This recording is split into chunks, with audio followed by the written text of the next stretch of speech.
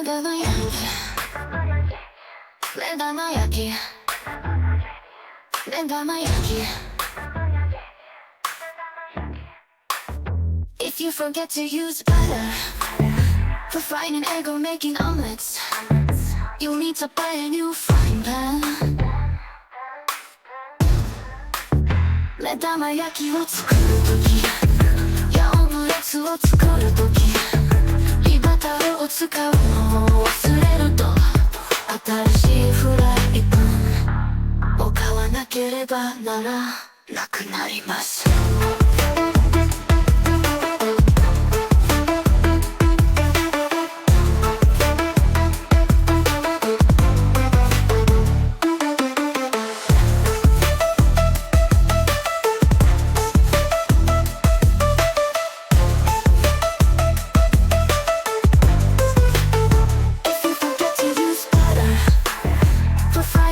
Making omelets, you need to buy a new frying pan. 目玉焼きを作るときやオムレツを作るときにバターを使うのを忘れると新しいフライパンを買わなければならなくなります。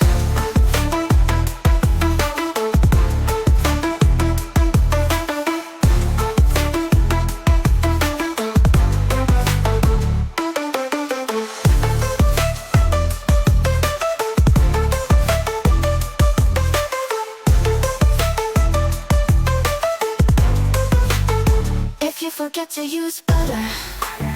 for frying an egg or making omelets, you'll need to buy a new frying pan. 目玉焼きを作るときやオムレツを作るときにバターを使うのを忘れると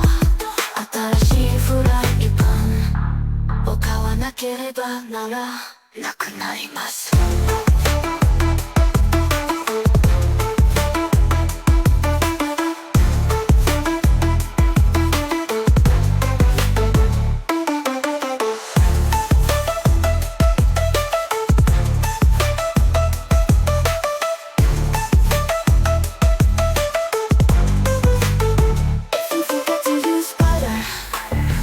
Frying an egg or making omelets,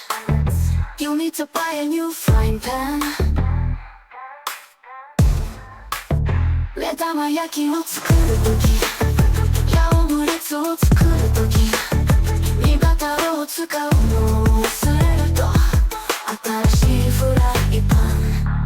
ンを買わなければならなくなります。